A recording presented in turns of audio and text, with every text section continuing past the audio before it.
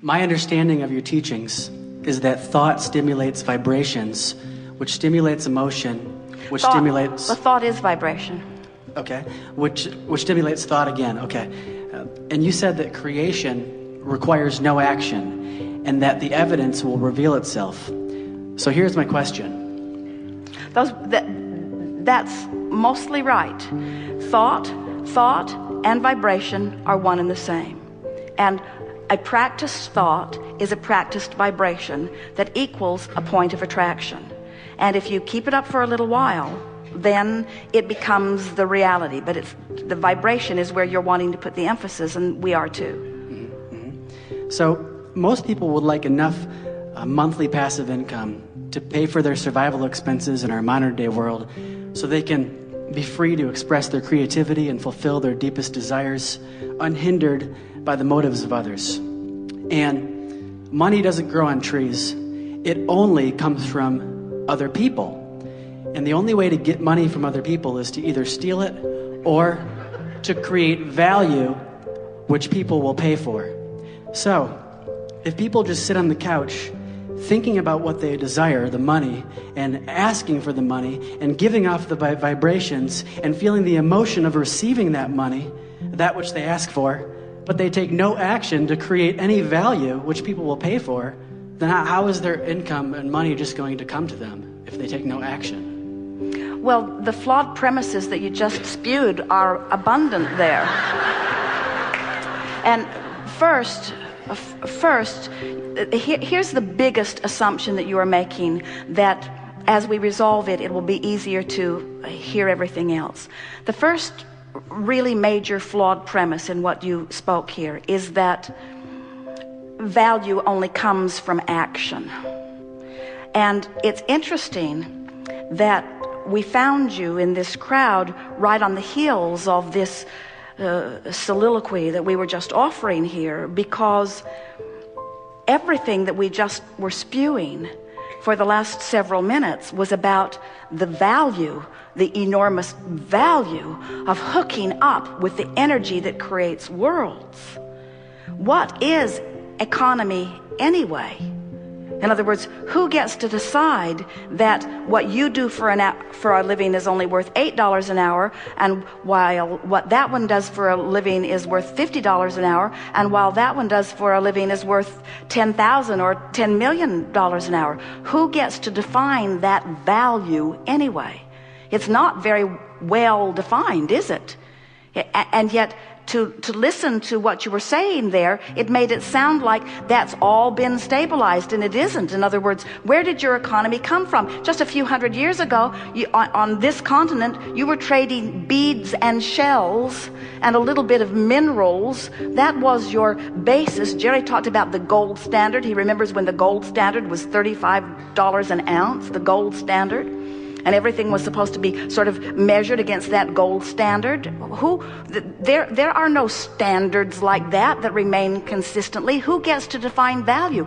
You're going to come round to understanding that the only true value that you can ever reap the reward from or experience the benefit of is the value of alignment with this energy that creates worlds. What kind of monetary value do you put on that? Do you ever hear anyone say, well, I've been so well for so many years, and there are so many people out there who are sick, and I've been using up all the wellness value for so long that I've decided that I'm going to be sick for a while to allow more sick people to be well, because I've been getting more than my fair share of wellness.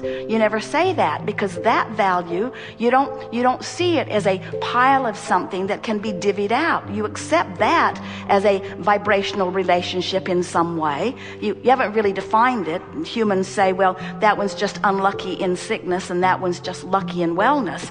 But it's not like that at all. There is a vibrational abundance that is being realized by some and denied by others, but they are all doing it to themselves, you see. There's not a big pile of resources that you're divvying up. Somebody didn't set the monetary fiscal standard for the universe, and there it all is out there, and now you have to steal it or trade it. That is so old news This is a vibrational reality that you are moving into, and it is thought and alignment. Who do you think was paid for this earth that is now congealed and spinning in its orbit? Who was paid for that? Who scraped that value together, and who was paid for it, and who tends for it in its orbit? In other words, there are so many things that you can't begin to explain through a platform like the one that you just presented to us here. And that platform is not serving anyone at all, you see. So now, we get while you got, in other words, this is common wisdom. In other words, there isn't anything that you said. You didn't just make it up. A whole lot of people believe that. But now read it to us again, and we're going to pick it apart line by line so that you can feel what we're getting at. Just start again. Okay. My understanding of your teachings is that thought stimulates vibrations. All right, so now we've amended that. Thought and vibration. Thought is vibration. And law of attraction brings more thought to it. So when I think this thought and I hold the frequency of it for as little as 17 seconds, another thought like it is going to join it. And you're calling that stimulation of thought. And we say yes. When you keep a vibration going, law of attraction is going to make it bigger and bigger and bigger. Whether it's something wanted or unwanted, it will get bigger by focus to it. And so you don't have to do anything. You can just sit there and sit in a chair and focus like this. And money's going to come. But wait. Don't get there too soon. Focus, but focus is doing something. Focus is harnessing the energy that creates worlds. In other words, that's like saying, you don't have to do anything. You just have to focus. And then the world will come into being. Somebody did something. Somebody did something. Somebody focused. Focus has value. Continue. Okay. So, in other words, can you get what we're getting at? Don't discount. You're saying, I'm just going to sit and do nothing. Well, focusing. You can sit and focus out of the vortex and your life won't change at all. You can sit and focus in the vortex and your life will change magnificently. So focus can mean physically doing something with your hands and with your, moving around, right? It doesn't just mean do nothing. The power of your mind is the only power that matters, and all the other stuff you do is just for the pleasure of enhancing what you've really done with your mind, and all the real power is the focus. And for you to call that nothing could not be further from accurate. Okay. We are enjoying this. We want you to enjoy it too. I'm loving it. Very much enjoying it. Okay, so continuing, most people would like enough passive income because we live in a modern day world. All right, so passive income means, this is our interpretation of passive income. We agree that everyone would like it, and here's what it is. Passive income is alignment with my vortex with such consistency that the abundance that I seek is bucking no resistance current at all. So it's flowing effortlessly into my experience. So let's stick the word effort in here, because Esther just noticed it on the Orlando Twice Monthly that she was editing yesterday, and she was so thrilled about it that she put it up on the blog, that effort is only ever applied outside the vortex. In other words, effort is always trying to push against something. Effort is only required when there is resistance. When there is no resistance, no effort is required. So let's put the word effort in here. So when you say passive income, meaning I want income that flows without constant renewed effort. And what we're telling you is you get in the vortex where you get to reap the benefit of the dreams that you've dreamed, and in your absence of resistance, it will flow to you, the ultimate of passive income. The ultimate of passive income. But instead of calling it passive income, let's call it passive energy, which will bring passive income. Flowing through me, flowing through me, flowing through me. Effortless, resistanceless. You only need effort when there's resistance. For example, pushing your car uphill, much more work than pushing your car downhill. In fact, you don't even have to push your car downhill.